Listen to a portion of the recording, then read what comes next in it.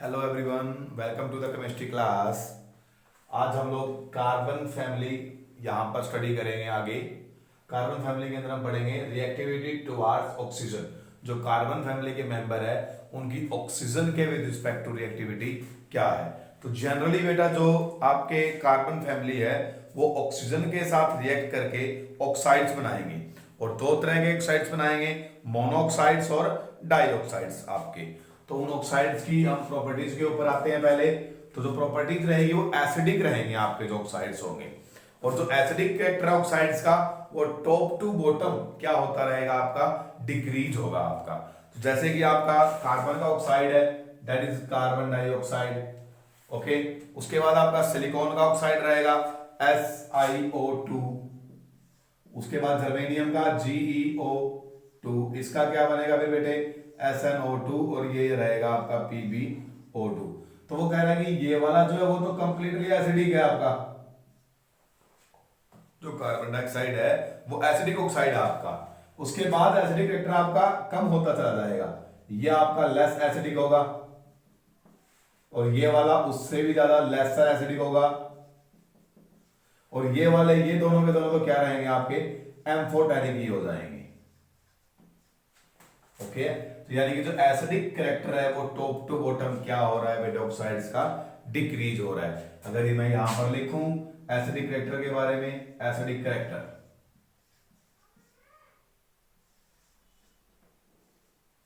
तो acidic character का यहां पर ट्रेंड रहेगा बेटा वो क्या रहेगा, CO2 सबसे स्ट्रॉन्ग एसिड होगा, उसके बाद SiO2 थोड़ा वीक, उसके बाद जर्मेनियम ऑक्साइड और भी वीक एसिड हो जाएगा बेटा आपका, उसके बाद टीन ऑक्साइड सब और भी वीक, और लास्ट में जो लेड ऑक्साइड है वो तो एम्फोटेरिक होगा आपका। दोनों ही एम्फोटेरिक होंगे ये, जो लेड ऑक्साइड और आपका SnO2 है आपका।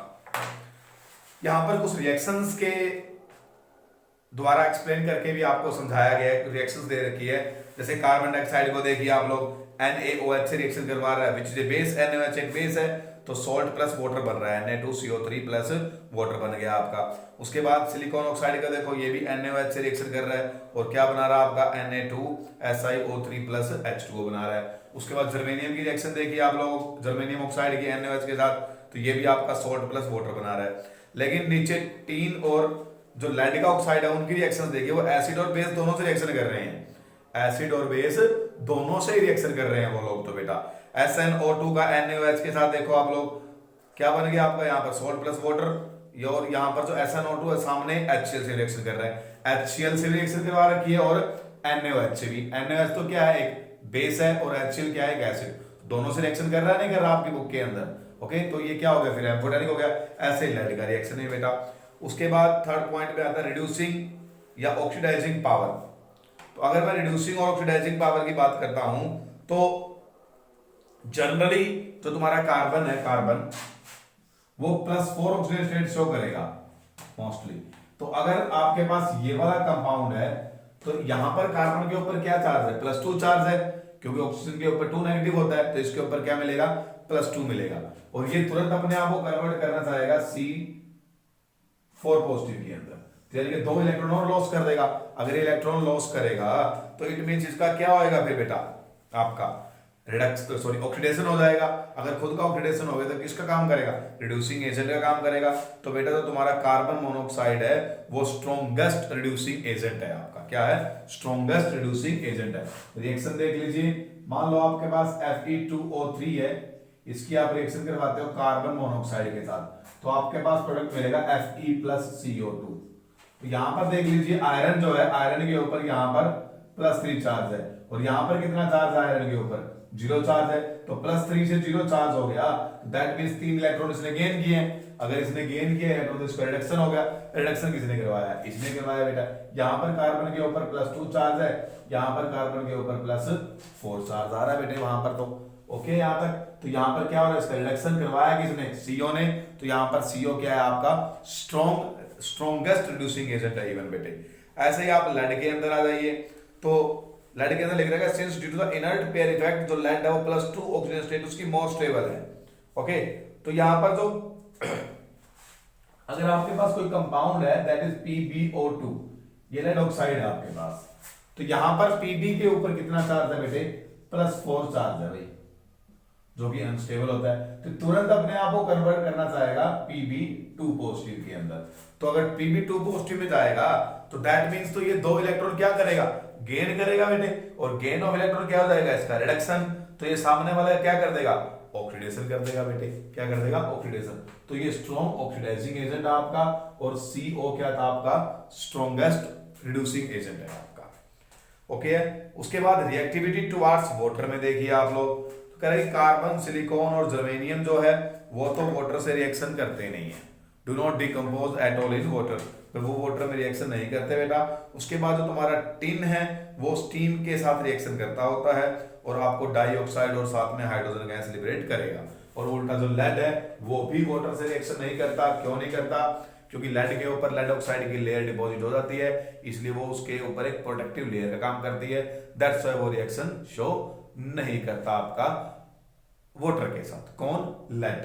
तो मेरा कहने का मतलब है कि कार्बन, सिलिकॉन और जर्मेनियम ये तीनों भी लेड से रिएक्शन नहीं करते, सॉरी वाटर से रिएक्शन नहीं करते, तीनों के तीन।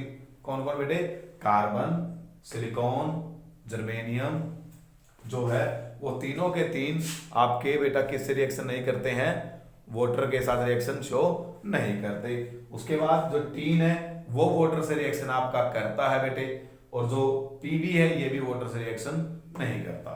उसके बाद आ जाइए रिएक्टिविटी टुवार्ड्स हैलोजन के ऊपर। तो हैलोजन से जब ये रिएक्शन करेंगे तो क्या बनाएंगे बेटा, हैलाइड्स बनाएंगे भाई। क्या बनाएंगे, हैलाइड्स। अब ये मोस्टली क्या शो कर रहे थे, +4 ऑक्सीडेटेड शो कर रहे हैं, तो ये टेट्रा हैलाइड्स बनाएंगे भाई आपका। क्या बनाएंगे, टेट्रा हैलाइड्स। और अगर टेट्रा हैलाइड्स बनेंगे वो कोवैलेंट इन नेचर होएगा। क्या होएगा, कोवैलेंट इन नेचर होएगा।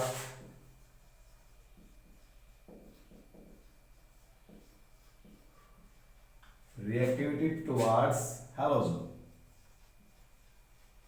क्या बनेंगे बेटा, टेट्रा हैलाइड्स।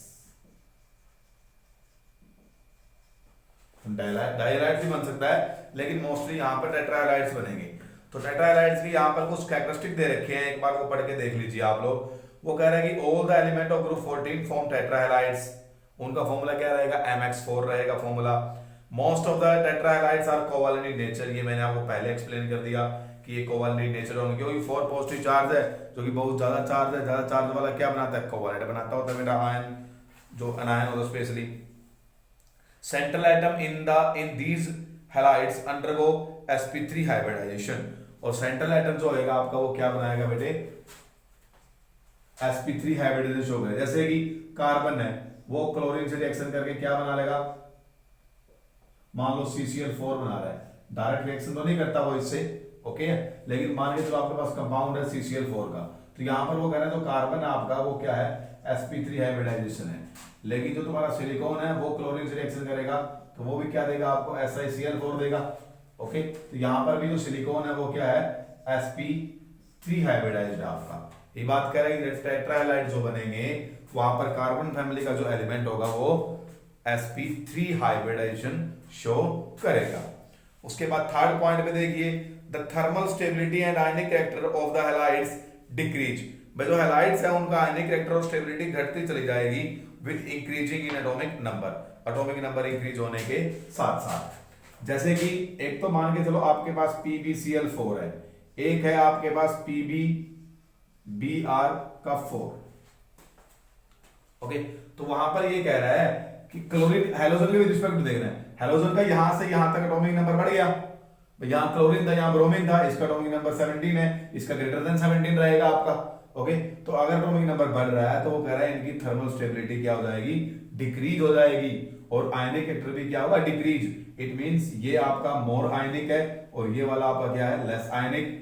ये वाला आपका मोर स्टेबल है और ये वाला आपका क्या है बेटे, लेस स्टेबल है। अगर उसके बाद में PbI4 की बात करता हूं तो ये तो बेटा सबसे कम स्टेबल है आपका Pb जो I4 है आपका, ओके। तो कह रहा है कि हैलोजन्स का अगर एटॉमिक नंबर बढ़ेगा तो बेटा थर्मल स्टेबिलिटी और जो आयनिक कैरेक्टर है दोनों ही चीजें क्या होगी बेटा आपकी, डिक्रीज होती चली जाएगी। वैसे तो जो PbI4 है लेड टेट्रा आयोडाइड है, ये तो काफी ज्यादा अनस्टेबल रहता है, अननोन कंपाउंड है वैसे भी। क्यों नहीं है, क्यों है, सॉरी, क्योंकि यहां पर जो पीबी है वो पीबी4 पॉजिटिव जो है वो क्या होता है आपका स्ट्रॉन्ग, 2 इलेक्ट्रॉन पीबी2 पॉजिटिव में रहना बंद करता है तो ऑक्सीजन स्टेट में 2 इलेक्ट्रॉन गेन करेगा तो बोलता क्या हो जाएगा रिडक्शन, और ये यानी कि स्ट्रॉन्ग ऑक्सीडाइजिंग एजेंट का काम करता है। और जो उधर तुम्हारे पास आई नेगेटिव है वो किसे काम करता है, स्ट्रॉन्ग रिड्यूसिंग एजेंट का। ये स्ट्रॉन्ग रिड्यूसिंग एजेंट आई नेगेटिव, ये स्ट्रॉन्ग ऑक्सीडाइजिंग एजेंट है, तो ये दोनों ही एक दूसरे का रिडक्शन ऑक्सीडेशन कर देते हैं, इसीलिए PbI4 आपका कंपाउंड जनरली एग्जिस्ट नहीं करता होता। उसके बाद फोर्थ पॉइंट में लिखा है कि जो टेट्राहेलाइड्स है कार्बन का वो हाइड्रोलाइज्ड नहीं होता, बाकी जो टेट्राहेलाइड्स है वो हाइड्रोलाइज हो जाते हैं। One of the most important property tetrahalide की वो कह रहा है बेटे कि जो कार्बन का टेट्राहेलाइड है जैसे कि आपका CCl4 है, वो कह रहा है अगर ये तो वाटर से रिएक्शन नहीं करेगा, नो रिएक्शन, हाँ जी, लेकिन अगर आपके पास SiCl4 है या इसकी जगह और कौन से भी आप लोग कार्बन फैमिली का मेंबर ले लो, उसका अगर हैलाइड है वो वाटर के साथ रिएक्शन कर जाएगा और आपका हाइड्रोक्साइड फॉर्मेशन होगा वहां पर। लेकिन जो कार्बन का हैलाइड है वो वाला रिएक्शन शो नहीं कर रहा है यहां पर। रीजन क्या रहेगा आपका, रीजन ये रहेगा बेटे क्योंकि कार्बन के पास क्या नहीं है, डी ऑर्बिटल प्रेजेंट नहीं है, एम्प्टी डी ऑर्बिटल प्रेजेंट नहीं है, यहां पर एम्प्टी डी ऑर्बिटल प्रेजेंट है। क्यों, जैसे कि मान लो Si है, इसका Cl4 स्ट्रक्चर है, ये कुछ इस प्रकार से है। ये जब भी वाटर से रिएक्शन करेगा, अब वाटर आपका ये वाला है यहां, अब इसके पास वैकेंट डी ऑर्बिटल है, उस डी ऑर्बिटल में ये अपने लोन पेयर को दे देगा यहां पर, ओके, और यहां पर एक इंटरमीडिएट बन जाएगा SiOH और H, यहां O पे पॉजिटिव चार्ज आएगा, यहां Cl आपका, ये Cl और ये Cl, तो यहां पर ये अपने 5 बॉन्ड फॉर्मेशन कर लेता है। लेकिन कार्बन के पास तो डी ऑर्बिटल होता है नहीं बेटे आपका, तो ये 5 बॉन्ड फॉर्मेशन नहीं करेगा, यानी इसकी कोवैलेंसी जो है वो 4 से ज्यादा नहीं होगी, दैट्स व्हाई ये वाला रिएक्शन शो नहीं करेगा। अब यहां पर ये कॉन्टेक्ट बॉन्ड बना हुआ है, यहां पर आगे चल के क्या होगा आपका रिएक्शन, आगे फिर रिएक्शन होएगा, यहां से एक H रिप्लेस हो जाएगा आपका, ओके, और एक कोई भी एक क्लोरीन चली जाएगी कहीं से भी, तो वो HCl की फॉर्म में निकल जाएगी और OH यही रह जाएगा आपका, तो Si 3 Cl रह जाएंगे, एक OH, दोबारा फिर वो वाटर से रिएक्शन करेगा, दोबारा फिर जब तक वाटर से रिएक्शन होता रहेगा जब तक सारे क्लोरीन रिमूव नहीं हो जाते, और लास्ट में क्या बन जाएगा SiOH का 4 सिलिकॉन टेट्रा हाइड्रोक्साइड, यहां पर फॉर्मेशन आपका हो जाएगा। ये बुक में रिएक्शन दे रखी है, इसको अच्छे से कर लीजिएगा यहां पर। तो यहां पर इनडायरेक्टली ये किसका काम कर रहा है बेटा, लिवाइस बेस एसिड का काम कर रहा है, ये वाला जो आपके पास टेट्रा हैलाइड है सिलिकॉन का, वो लिवाइस एसिड का काम कर रहा है, ये लिवाइस एसिड का काम नहीं करता, क्योंकि इसके पास एम्प्टी डी ऑर्बिटल नहीं है, इसके पास एम्प्टी डी ऑर्बिटल प्रेजेंट है। पेपर में क्वेश्चन आ सकता है कि कार्बन का जो टेट्राहेलाइड है वो हाइड्रोलाइज्ड नहीं होते, और जो बाकी फैमिली मेंबर है कार्बन के उनके हाइड्रोलाइज्ड होते हैं। रीजन क्या है, ड्यू टू एब्सेंसी और प्रेजेंसी ऑफ डी ऑर्बिटल्स बेटा, कार्बन में एब्सेंसी होती है डी ऑर्बिटल की, इसलिए वो रिएक्शन शो नहीं करता वाटर के साथ, उसकी कोवैलेंसी चार्ज ज्यादा नहीं होती। आप देख रहे हो रिएक्शन मैकेनिज्म के ऊपर, एक बार जो सेंट्रल एटम है वो 5 बॉन्ड बना रहा है, लेकिन कार्बन में ऐसा नहीं हो सकता, इसलिए वो वाटर से रिएक्शन भी नहीं कर रहा है आपका। उसके बाद आता है डाइहैलाइड्स के बारे में, वो कह रहा है ऑल द एलिमेंट, कार्बन को छोड़ दो, बस कार्बन और सिलिकॉन को छोड़ दो, बाकी जितने भी है वो डाइहैलाइड्स फॉर्मेशन शो करेंगे आपका, ओके। डाइहैलाइड्स की अगर बात करूं मैं, तो डाइहैलाइड्स में अगर कहूंगा ये दोनों डाइहैलाइड्स नहीं बनाते, ये बनाते हैं, क्योंकि डाइहैलाइड के लिए +2 ऑक्सीजन स्टेट रही है, ये +2 ऑक्सीजन स्टेट शो नहीं करते, ये +2 ऑक्सीजन स्टेट शो करते होते हैं, इसलिए इनके डाइहैलाइड्स एग्जिस्ट कर रहे हैं, इसका डाइहैलाइड एग्जिस्ट नहीं करेगा आप लोगों का। और इसका जो डाइहैलाइड है वो ज्यादा स्टेबल होगा, इसका डाइहैलाइड कम स्टेबल होगा, इसकी +2 ऑक्सीजन स्टेट ज्यादा स्टेबल होगी आपकी, ओके। तो ये था। उसके बाद आपका आता है एनोमलस बिहेवियर ऑफ कार्बन। भाई आप सबका पढ़ते आए एनोमलस बिहेवियर, हर एक फैमिली में जो पहला मेंबर है उसका बिहेवियर क्या होता है, एनोमलस। एनोमलस का मतलब औरों से डिफरेंट बेटा, ऑफ कोर्स डिफरेंट है। रीजन क्या होता है डिफरेंट होने का, वही small size, high electronegativity, high ionization enthalpy, absence of d orbital, सारी बातें यही है यहाँ पर। ओके, कार्बन के अंदर कार्बन का मेल्टिंग पॉइंट भी हाई है बेटे, कार्बन हार्ड इन नेचर होता है, जैसे डायमंड होता है कार्बन का, डायमंड में क्या है, कार्बन ही है, तो वहां पर कितना हार्ड है देख लो आप लोग। उसके बाद जो कार्बन है वो पी पाई मल्टीपल बॉन्ड बनाता है आपका, और जो दूसरे एलिमेंट है वो डी पाई पी पाई बनाएंगे। कार्बन की कोवेलेंसी 4 रहेगी, उससे ज्यादा एक्सीड नहीं होगी, और बाकी जो कार्बन फैमिली के मेंबर है वो 4 से ज्यादा कोवेलेंसी कर सकते हैं आपका। उसके बाद कैटेनेशन की बात आती है। कैटेनेशन क्या होता है, वेरी इंपॉर्टेंट प्रॉपर्टी है ये कैटेनेशन। कैटेनेशन क्या होता है बेटा, आपका self linking power of an atom.